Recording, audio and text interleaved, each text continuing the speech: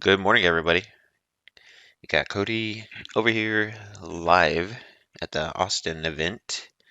So I apologize if the picture doesn't look as clear as it normally does because I am having to do this from a laptop.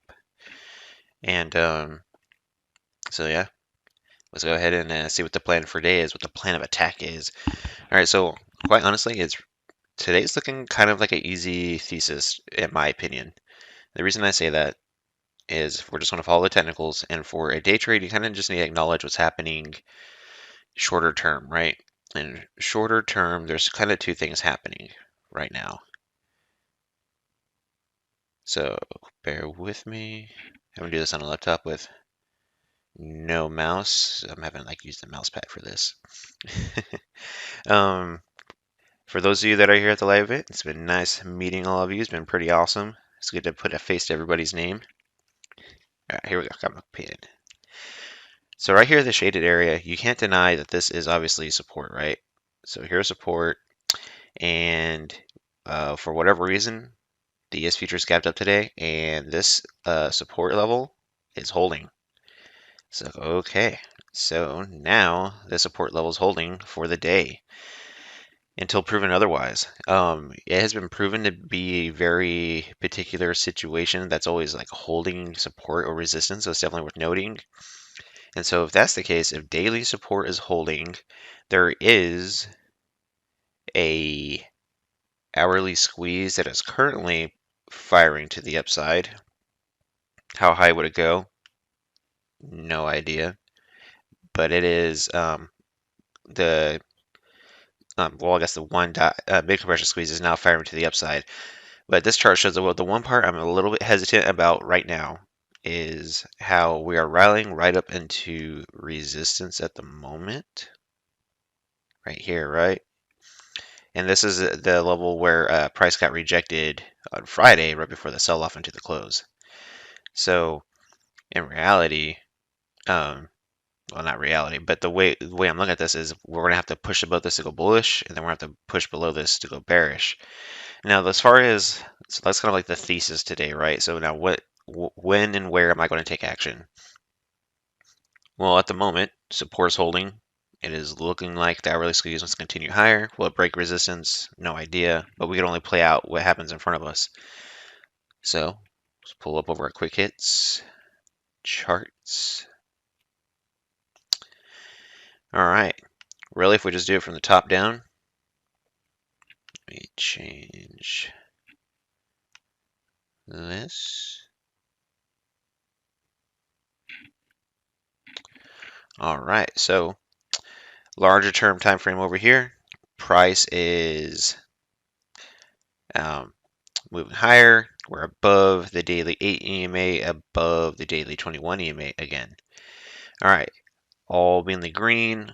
All of the, we'll call it green spaghetti, is moving up and now starting to slow down up here at that resistance, right? That just shows you in the hourly time frames. There you get dots and arrows right at that level. Let's crunch this some so we can see the layout of the land, if you will. Okay. So we're above all the moving averages and moving higher. And if you've seen me talk about this before, I either like to take it from here and back up, or I'll take the extension move back down, and vice versa this way. So basically, long story short, what I'm looking at is looking to do a 0 DTE trade on a pullback. I will play the bullish move. Why a bullish move? Is because daily support is holding. That really squeeze is going bullish. We're above all the moving averages. We're above VWAP. Just to really paint the picture of kind of what I would like to see is I would like price to pull on back here down to the 30-minute 21 EMA or potentially VWAP, whatever one. And at that moment, we start to get arrows. All right, starting to get arrows. All right, for me, that is a time to initiate a 0 DTE expiration trade. And another thing to note today is I am going to be looking at probably more than likely doing a drama-free day trade with this setup. And the reason being is because of the economic news that is coming up. So today, there isn't a whole lot of economic news today. The 10-year bond, real budget balance, stuff like this doesn't really quite move the U.S. market. But tomorrow,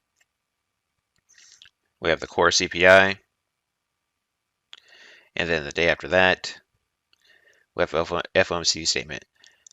And that's about it for up until Wednesday. So my thought is the market is going to more than likely probably move sideways or not get a huge directional move until after these 2 days are at least up. Let's check out Thursday. So that's Wednesday, Thursday.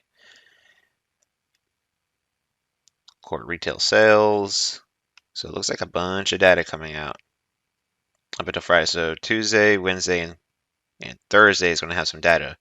So that being said, I think today is more than likely going to be more of a potentially a wide range choppy day based off of how the next following days has a bunch of economic data, and therefore, and historically or statistically, price going to move sideways into those announcements, and then moves happen, right? No one's putting their money to work until they see what they're going to say. So that's kind of my thought there.